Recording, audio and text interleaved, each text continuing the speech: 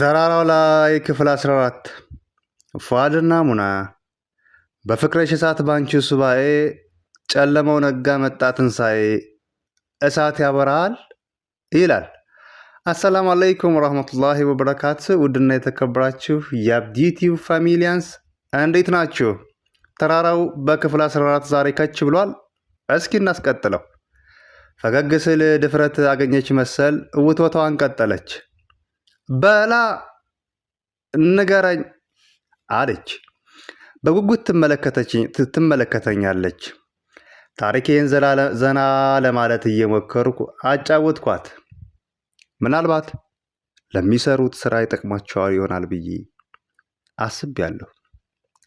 ማኪያቷን ማግ እያረገች ግን እኮ አሁንም ለምን ሃይማኖቱን ቀየረ የሚለው ጥያቄ አልመለስክልኝም አለች። በረዥሙ ተንፍሼ ማብራራት ጀመርኩ። እንደነገርኩሽ ሙስሊም ልባል እንጂ ስለ እስልምና ምንም የማውቀው ነገር አልነበረም። ድሃ እንደመሆኔ ልማር የምችልበት ቀላል መንገድም አልነበረም። በዚህ ላይ ደግሞ የመከራ አይነት ያለማቋረጥ ይዘንብብን ነበር። በመከራችን ጊዜ ሁሉ ከጎናችን ሆነው ያላቸውን ያካፍሉን ደግሞ ሙስሊሞች ሳይሆኑ እነ መሐሌት ነበሩ። ሚቾ የኛ የግቢያዋ ነች። አንገቴን ባውንታ ነቅንቄ እቀጠልኩ እና ከኔ ምንም ሳይፈልጉ የተረጅነት መንፈስ እንዳይሰማኝ ጓደኛ ሆኖ ያገዙኝ እነሱ ነበሩ። በሂደት ደግሞ ከመሐሌት ጋር የነበረንን ግንኙነት ወደ ፍቅር ተቀየረ። እኔ እልም ያልኩ ድሃ፣ እሷ የናጠጠች ሀብታም ልጅ። ግን የኪስ ብቻ ሀብታም አልነበሩም። አባቷ እንዴት ከድሃ ጋር ተፋቀርሽ አላሏትም። መሰናከል የሆነብን የሃይማኖት ጉዳይ ብቻ ነበር። እሷ ስለ ሃይማኖቷ በደንብ ታውቃለች። እኔ ደግሞ ምንም የማውቀው ነገር አልነበረም። ፍቅረኛ በሆነን ወር ባልሞላው ጊዜ ውስጥ አባቷ ጠርቶ አናገረኝ። እንደ ልጁ እያየ የሃይማኖቱ ጉዳይ እንዳሳሰበውና ምን መፍትሄ ሊበጅለት እንደሚችል ጠየቀኝ። ምንም ሳላመነታ ሐዋርያ ትሆናለሁ አልኩት። በጣም ደስ አለው። ከዚህ በኋላ ልጁ እንደሆንኩ ነገረኝ። ከህመምተኛ እህቴ ጋር ተቀብሎን በቤቱ እንድንኖር አደረገ። ስለ ሃይማኖቱ ሚቾ የነገረች ነገር ነበር ማለቴ አምነህበት ነው ወይስ አለች። ስለ ሐዋርያት እንኳን ስለ እስልምና ከማውቀው ያነሰ ባውቅ ነው። ሃይማኖት ያኔም ሆነ አሁን ጉዳይ አይደለም። ያመንኩት መሐሌትን ነው። ፈጣሪ ካለ እንኳን ያለ የሚመስለኝ መሐሌት ላይ ነው። የደስታዬ የእረፍቴ ሁሉ ምንጭ እሷ ነበረች። እሷን ሳይ ደስታን የማይ ይመስለኛል። ተያይዘን ወደ ገሃነም እንግባ ብትለኝ እንኳን እምቢ አልልም። ገሃነምን ገነት የማድረግም አቅም ያለው ደግነት እንዳላት ይሰማኛል።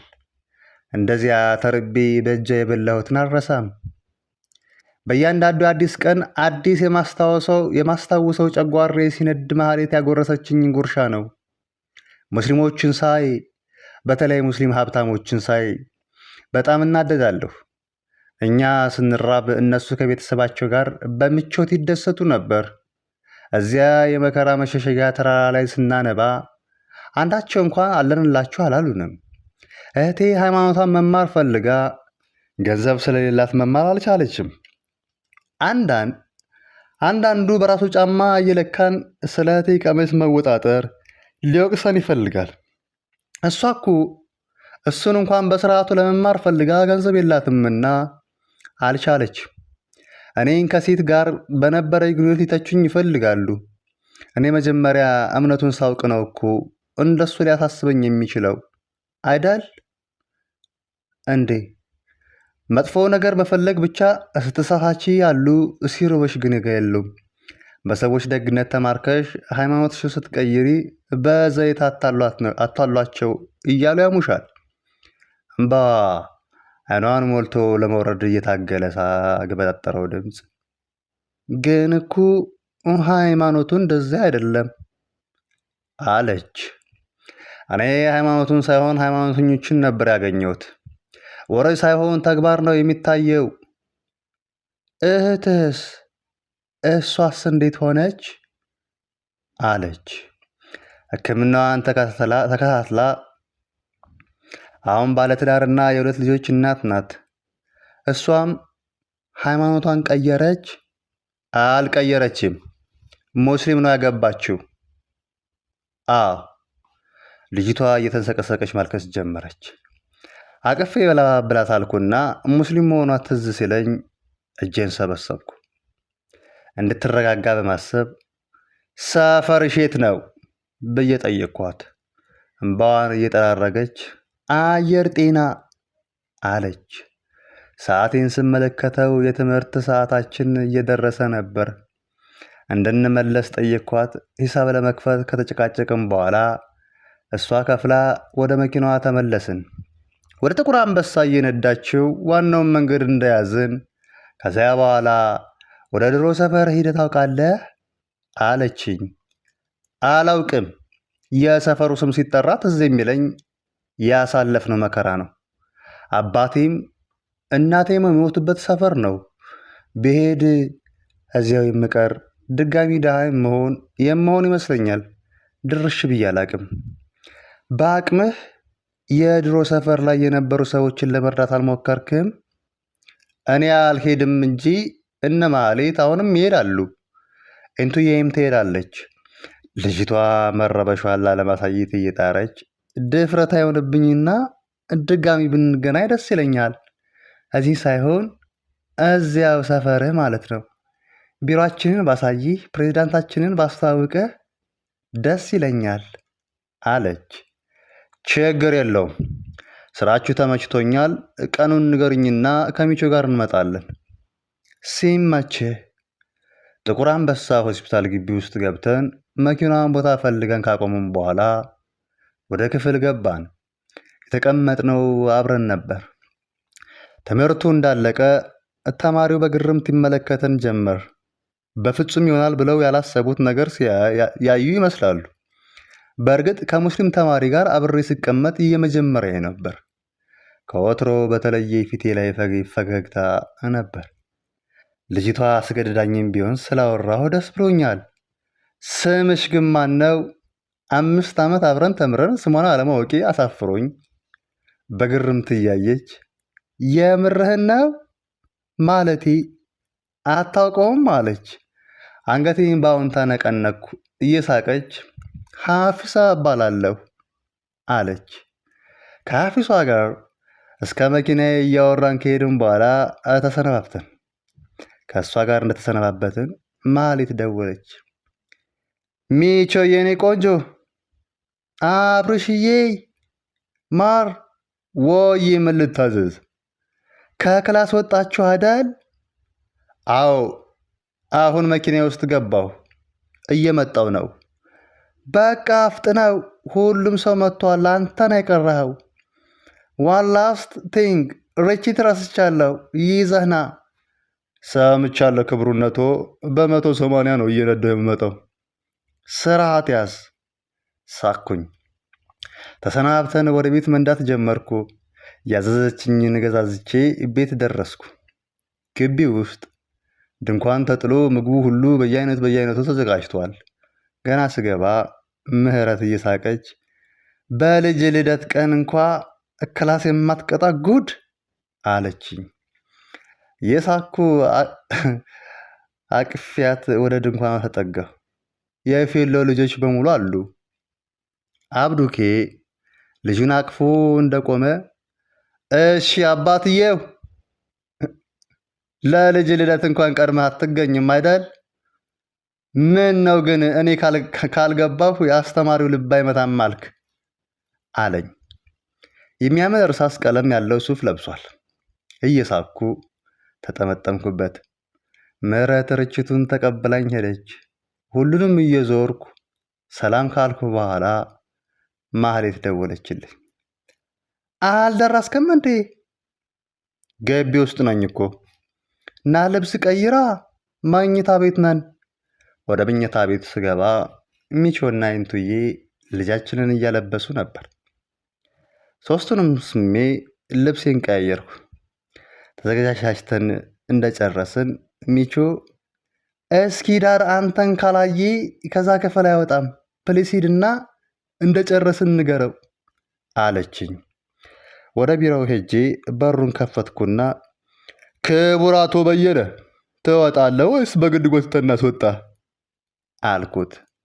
እየሳቀ ከወንበሩ ላይ ተነስቶ ተከተለኝና ማህሌት ነጭ ሙሉ ቀሚስ፣ እንትዬ ደግሞ ነጭ ሂጃብና ሙሉ አረንጓዴ ቀሚስ ለብሰዋል። ወደ በረንዳው ስንወጣ ሁሉም በጭብጨባ ተቀበሉን። የበየነ ጓደኞችም ከቤተሰቦቻቸው ጋር ተገናኝተዋል። ሰው በልቶ እንደጨረሰ የኬኩ መቁረሻ ሰዓት ሲደርስ እኔና ሚቾ ልጃችን ትንሣኤን አቅፈን ወደ ኬክ መቁረሻ ቦታ ቀረብን። ኬኩ ላይ አንድ ቁጥር ሻማ ተሰክታለች። አብዱኬ አቤላን በቪዲዮ አስገብቶ ዝግጅቱን በቀጥታ እያሳየው ነው። ኬኩ እንደተቆረሰ አቶ በየነ ጸሎት አድርገው ንግግራቸውን ከፈቱ። የዛሬ ዓመት ጌታ ይህን የመሰለ ቆንጅዬ ልጅ አሳቅፎናል። ክብርና ምስጋና ለእርሱ ይሁን፣ አሜን። የታዳሚው ድምፅ አስተጋባ። እናም ዛሬ ጌታ የእኛን የባረከውን ቀን ነውና ይህን አስመልክቼ ለሁለቱ ውድ ልጆቼ የማበረከተው አንድ ስጦታ ይኖራል። አብዱኪ ልጁን እንዳቀፈ በእጁ በስጦታ ወረቀት የተጠቀለለውን ትልቅ ፍሬም አቃበላቸው። ሁሉም በአንድ ድምፅ እያጨበጨበ ስጦታውን ተቀበልን። ይከፈት ይከፈት ይከፈት የሚል ድምፅ ታስተጋባ። ሚቾ እኔ በአንድነት ሆነን ስጦታውን ከፍተነው ያየነውን ማመን አልቻልንም። ትንሣኤ ሆስፒታል የሚል ጽሑፍ በትልቁ ሰፍሮበታል። በዮካን አቅፌ ነው በደስታ አነባን። በዮካ እንዳቀፈን እንዲህ ሆስፒታሉ በሁለቱ ልጆቼ ስም እየተገነባ ያለ ነው። ሁለቱም የሕክምና ትምህርታቸውን ሲጨርሱ ቀስ በቀስ ሙሉ ለሙሉ ተረክበው ያስተዳድሩታል። ስራው ለስጋም ለነፍስም አትራፊ ነው። ጌታ ደግሞ እንዲባረክላችሁ ጸሎቴ ነው አለ። መሰናዶው ተጠናቆ ቤተሰብና የፌሎ ልጆች ብቻ ቀረን። እንቶዬ እምባ እየተናነቃት በእናንተ ሆስፒታል ግን መታቀም አቅቶት የሚሞት አይኖርም አይደል አለችን። ሚቾዬ እየተፍለቀለቀች በፍጹም አለች። እንደተሰበሰብን አቤላን በቪዲዮ አስገብተ ነው ማውራት ጀመረን። እንቱ እየሳቀች የጅማው እንዴት ነው ሀገሩ አለች። አቤላ ጅማ ዩኒቨርሲቲ ደርሶት የሕክምና ትምህርቱን እየተከታተለ ነው። የሚያስፈልገውን ነገር ሁሉ እናሟላለታለን። እየሳቀ ጅማ ቀሽትዬ ነች፣ እናንተ ናፈቃችሁኝ እንጂ አለ። እየተወራ በመሃል ቤት አቤላ ሚቾ ግን ምን እግር ጥሎሽ ነው የዛን ቀን ላይብረሪ ኢቦዬ ጋር የመጣሽው አለ። እኔስ ባለ እንደሚሆነኝ ታውቆኝ ይሆናል። አንተ ምን ሆነ ነበር አጠገብ ስቀመጥ ያመናጨከኝ? ሳቀች። እኔማ የሀብታም ልጅ አጠገብ ስቀመጥ ይጨንቀኝ ነበር። የምሸታቸው ምናምን ይመስለኝ ነበር። ከዚያ በኋላ ሙድ ይዘውብኝ ያውቃሉ። ለዚያ ነው። እሱማ ትሸታለህ እኮ አልኩ። ሁላችንም በአንድነት ሳቅን። ቆይ ልምጣላችሁ ብቻ እዛተብን። እየተጫወትን መቼ ሁሉም ሄደው አብዱኬና ኤንቱ ከልጆቻቸው ጋር ቀሩ። አብዱኬ ጋሼ እንዳይደብረው ቶሎ እንሂድ ብሎ ተነሳ። ከኤንቱዬ ጋር ተያይዘው ወጡ። መኪናቸው ከበር እስኪወጣ ድረስ ሸኝተናቸው ተመለስን። የአብዱኬ እናት አልፈዋል እና አብዱኬ ቤቴል ላይ ቆንጅዬ ቪላ ቤት ተከራይተው ይኖራሉ። እኔና ሚቾ ወደ መኝታ ክፍላችን ገብተን መጫወት ጀመርን። ስሚማ ሚቾዬ፣ ዛሬ አንዲት የክፍላችን ልጅ ተዋውቄ 5 ዓመት ሙሉ ሳትተዋወቃት። እሺ አንቺ ታውቃታለሽ እኮ መሰለኝ፣ ሀፊሳ ምናምን ነው ስሟ። አዎ አውቃታለሁ። ሚቾ ለመውለድ ብላ ትምህርት ስላቋረጠች ከኛ 1 ዓመት ሳትዘገይ እንጂ አንድ ባች ነበር። እነሱ እዚህ ቤተል ቢሮ አላቸው። የነገረችኝ ሁሉ ተረኩላት። አብረን ለመሄድ ተስማማን። ሀፊሳ ጋር ደውዬ ቅዳሜ እንደሚመቸን ነገርኳት። ለምን እንደሆነ ባላውቅም ከነገረችኝ በኋላ ቢሮአቸውን የማየት ፍላጎቴ ጨምሯል። ቅዳሜ ከጠዋቱ 4 ሰዓት ገደማ ከሚቾ ጋር ትንሣኤን እንደያዝን ወደ ቤተል አደባባይ አቀናን። ሀፊሷ ቤተል አደባባይ ጋር የተቀመጠች ነበር። ቤተል አልመሻን ህንፃ ፓርኪንግ ውስጥ መኪናቸውን አቆመን። የህንፃው መግቢያ በጋር ቆማ እየጠበቀችን ወደ ነበረችበት ሀፊሷ ጋር ሄድን። ሀፊሷ ሚቾን ስማ እኔ ትንሣኤን እንዳከፍ ወደ ፎቅ መውጣት ጀመርን። 3ኛ ፎቅ ላይ ደረስን። ወደ ግራ ታጥፈን በትልቁ ኦሚ የሚል ጽሑፍ ወዳለበት ቢሮ ገባን። ሚቾዬ በትናንሽ የውሃ መጠጫዎች ላይ የተነጠቀሰውን የቋንቋውን መሪ ቃል አስነበበች። ለበጎነት መስፈርት የለውም ይላል። ፈገግ አልኩ። ፕሬዚዳንቱ መጥቶ በትህትና ከተዋወቅም በኋላ ስለሚሰሯቸው ስራዎችና ስለሚደግፏቸው ቤተሰቦች ችግር በደንብ አስረዳን። በልቤ እውነትም ችግሩን ተረድተውታል ብዬ አሰብኩ። ኖሬ ስላየሁት ከማንም በላይ ችግሩን አውቀዋለሁ። ሚቾ የአባልነት ፎርም እየሞላች ሀፊሳ ወደ ሌላኛው ክፍል ወስዳ ህፃናትን በጎነት ለማመለማመድ የተቀረጹትን ፕሮጀክት ታሳየ ጀመር። ኮምፒውተር ከፍታ ከዚህ ቀደም የሰሯቸውን ስራዎች በፎቶ አስጎበኘችኝ። እነ ሚቾ ወዳሉበት ክፍል ስንመለስ ፕሬዚዳንቱ ትህትናን ተላብሶ ነገ ከቻላችሁ አንፎ ቤተሰቦቻችሁን ልናይ ስለምንሄድ ብትመጡ ደስ ይለናል አለ። ሚቾ ዞር ብላ ተመለከተች። አንገቴን በአሉታ ወዘወስኩ። አንፎ ምንም አያደርግም፣ ሂድና ፍርሃትን አሸንፈው አፈጠጠችብኝ። ውሳኔያችንን እንደምናሳውቃት ተነጋግረን ተመለስን። ሌሊቱን ሙሉ ልሄድ አልሄድ የሚለውን ሳስብ ቆየሁ። ፍርሃቴን የማሸነፍበት ጉልበት ፈለግኩ። ሚቾ እንድሄድ ለማድረግ የቻለችውን ያህል ጣረች። ተሳካላት። እየቀፈፈኝም ቢሆን እናትና አባቴ ወደ ሞቱበት ሰፈር ለመሄድ ተስማማሁ ይልና የዛሬው ተራራው ክፍል 14 ለሚቀጥለው የመጨረሻው ክፍል 15ና አስረክቦ በሚቀጥለው ቀን የመጨረሻውን ቀን ነገ ክፍል 15ን ይዘን እንመጣለን። ውድ የሀገሬ ልጆች፣ ውድ የአብዱ ቲዩብ ፋሚሊያንስ ለነበረን ቆይታ ከልብ እያመሰገንኩ መልካም ቀን፣ መልካም ውሎ ከነ መልካም ምሽት ይሆንላችሁ። በዚሁ ጨረስን የዛሬውን። ያላ ባይ